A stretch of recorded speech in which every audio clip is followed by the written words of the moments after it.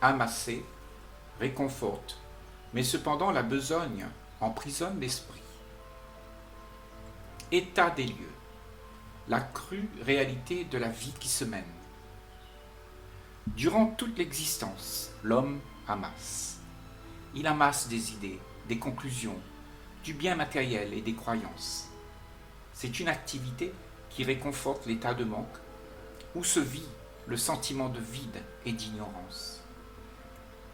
La satisfaction que l'on trouve à travers la sécurité que pourvoient les acquis est la cause de l'activité à poursuivre du bien-être.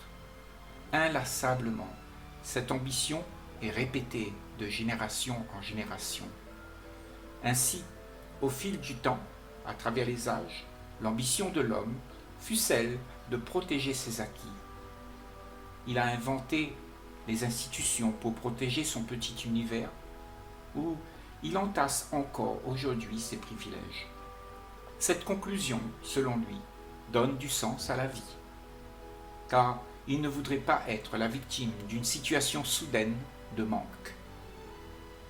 Et il va de soi que tout ce qui a été amassé toute une vie durant est sécurisé par les règles qui régissent la société, c'est-à-dire le vivre ensemble.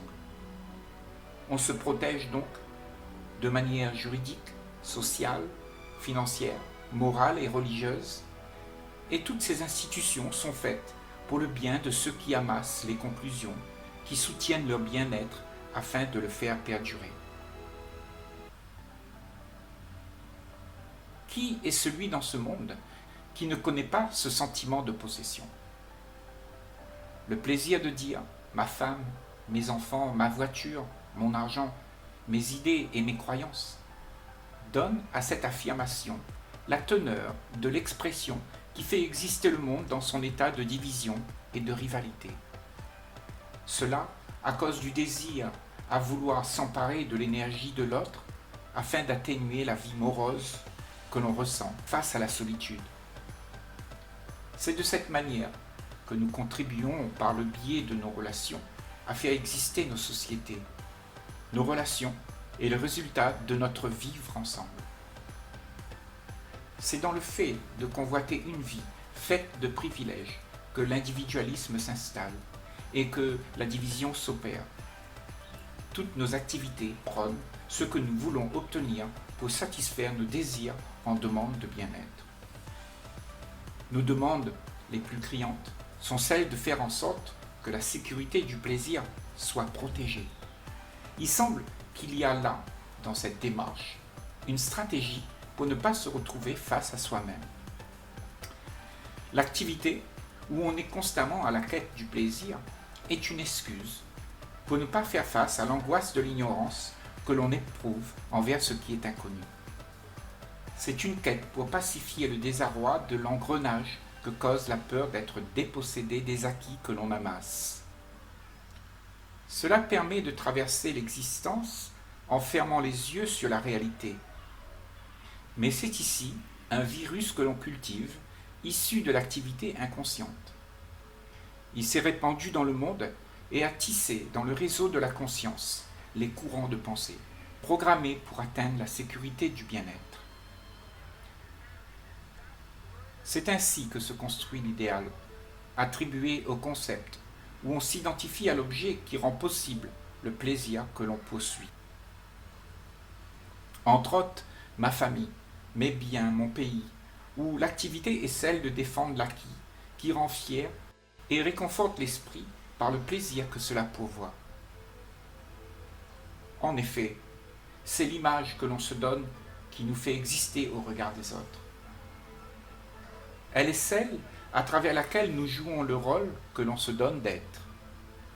L'idéal soi se répand de manière collective. On veut fabriquer le monde de nos envies afin d'assouvir nos manques. On convoite les matières premières et on se donne le droit de les amasser pour soi. Cela pour les utiliser à titre individuel afin de pacifier la peur de l'insécurité. On veut faire en sorte que tout ce que l'on a pu mettre la main dessus reste en notre possession. Cela afin de garder le pouvoir sur ce qui s'apparente à la sécurité qui donne du bien-être. Toute cette entreprise impacte la possibilité de ceux qui veulent aussi en jouir. Les modes de vie sont basés sur la propagande de la réussite. Les ambitions pour y arriver sont mises en avant. Et c'est la raison pour laquelle l'entité moi, l'individu déterminé par l'image qu'il se donne d'être, est devenu très important au sein de nos sociétés. Il est glorifié, si bien que son ascension est enviée et imitée par ceux qui souffrent du manque de reconnaissance. Ce que nous sommes à travers nos relations se définit par l'étiquette que l'on se donne dans le rôle que l'on joue. C'est un fait flagrant. Qui n'a pas eu dans sa vie ce sentiment de vouloir plaire, de se mettre au service de ce que l'autre attendait de soi, afin de récupérer le bien-être que la reconnaissance pourvoit? Cependant, si tu te rends compte que tu nourris là une demande insatiable, tu peux alors conclure que ton bien-être est dépendant de la réaction de l'autre. Ton existence est entre les mains de celui qui réalise son rêve à travers toi. Et le remerciement qui te sera alloué ne fera qu'élever ton ego.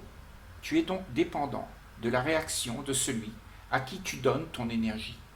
Tu es dans l'attente de ce que sera son regard sur toi. Sans se l'admettre, le père et la mère jouent de leur pouvoir à travers le rôle qu'ils se donnent. Ils ont tout intérêt que l'enfant se moule aux normes prescrites de ce qu'il pense être juste et bon pour son devenir. Réussir à la vie est le mot d'ordre consigné par la volonté collective. Elle veille bien que tous s'enrôlent au désir de la réussite.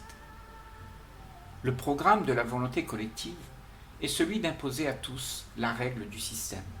La réussite de l'enfant fait la gloire des parents et l'énergie qu'ils ont dépensée pour que cela soit possible est récompensée par la fierté qu'ils se donnent d'avoir conçu l'enfant modèle.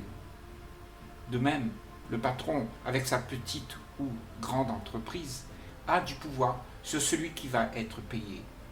Sa fierté le place au-dessus de celui qui est à son service. Notre société est basée sur le conditionnement qui détient la promesse de la carotte et c'est entré dans les mœurs, personne n'y échappe. Cependant, en observant le monde et en s'apercevant que l'activité qui se joue est celle d'extraire son plaisir de l'autre, et la prise de conscience de ce qui se joue inconsciemment. Il s'ensuit la réalisation que l'on se fait croire à soi-même que la dévotion qui se mène est de la bienveillance, alors qu'en fait, c'est la supercherie que prône la pensée.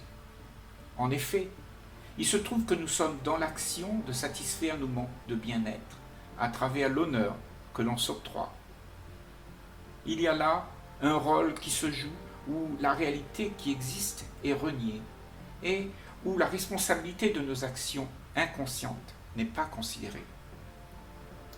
Nous ne voyons pas que nous sommes devenus esclaves de nos propres désirs de réussir. Nous sommes tous là, à nous individualiser dans notre petit monde, où chacun ne voit pas autre chose que midi à sa porte. Nous ne voyons pas que c'est en nous, dans nos propres racines, que se trouve la cause du déclin. Nous accusons les autres d'en être responsables. L'intérêt de chacun est celui de s'assurer que l'action de l'autre correspond au goût de l'idéal que l'on a, ce qui fait que la tendance est à la manipulation. Nous pouvons voir cette attitude dans toutes les couches de nos sociétés. L'enfant teste pour voir jusqu'où il est capable de défier les limites qu'on lui impose. Du côté des parents, il y a aussi la carotte. C'est la rhétorique. Sois excellent et tu seras récompensé. Et qu'en dire des belles promesses des politiciens qui rend dépendant l'esprit en demande de bien-être et de sécurité? Ainsi, on apprend tous à se plaire les uns les autres pour obtenir des faveurs. Cette activité mène au reniement de soi pour être au goût de celui qui pourvoit ses faveurs. Traditionnellement, tous t'invitent à avoir le comportement modèle au détriment de ta vraie nature. On joue des rôles pour ne pas être confronté à la réalité de son soi authentique, qui lui est sans forme, sans étiquette et sans apparence. Et ne va sans dire qu'il n'est pas acceptable aux yeux du monde. Ainsi, on s'active à faire exister un système qui répond au désir d'être reconnu à travers l'image que l'on se donne. Cela au détriment de la joie d'être vrai. Il est donc inévitable que tout ce qui est faux sera tôt ou tard mis à mal.